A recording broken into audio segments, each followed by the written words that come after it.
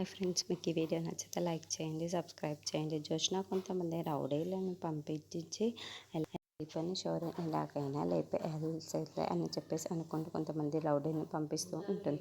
ఇంతలో దీప శౌర్యాన్ని తీసుకొని వస్తూ ఉంటుంది. అది చూడగానే అక్కడున్న రౌడీలు అయితే శౌర్య వెనకాల పరిగెత్తుకుంటూ దీప వెనకాల వెళ్తూ ఉంటారు. ఇంతలో అక్కడున్న దీప గమనించేసి శౌర్య నువ్వు పారిపో అని చెప్పేసి తనని పరిగెత్తమని అంటుంది. ఇంతలో అక్కడికి జోష్న వచ్చేసి దీపకు మత్తుమందు ఇచ్చి తనని స్పృహ లేకుండా చేస్తూ ఉంటుంది. ఇంతలో అక్కడున్న రౌడీలు మాత్రం మీరు వెళ్ళి త్వరగా ఆ పిల్లల్ని పట్టుకుండ్రా అని చెప్పేసి అంటూ ఉంటుంది. ఆ మాటలు వినగానే అక్కడున్న రౌడీలు శౌర్య వెనకాల పరిగెత్తుకుంటూ వెళ్తారు.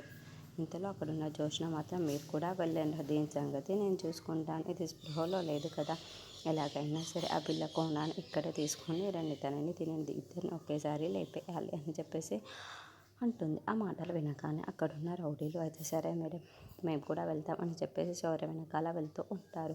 ఇంతలో అక్కడున్న జోష్న దీప వైపుకు చూసి నా జీవితాన్ని నాశనం చేసేసావు కదా, నువ్వు ఎక్కడి నుండి వచ్చావో ఎలా వచ్చావో నాకు అనవసరం, కానీ నా జీవితంలో లేకుండానే చేసేసావు, అందుకే ఈరోజు లేపేస్తున్నాను దీప అని చెప్పేసి ఒక రివాల్వర్ని పట్టుకుని దీప వైపుకు చూస్తూ ఇంతలో కార్తీక్ దీపని శౌర్యని కలవటానికని సైకిల్ మీద వెళ్తూ అది గమనించిన జోష్న అయ్యో బావ ఏంటి ఇప్పుడు ఇలా వస్తున్నాడు, ఈ బావకి ఎలాగైనా సరే మేము కనిపించకూడదు అని చెప్పేసి చెట్టు వెనకాల దాక్కొని ఉంటుంది.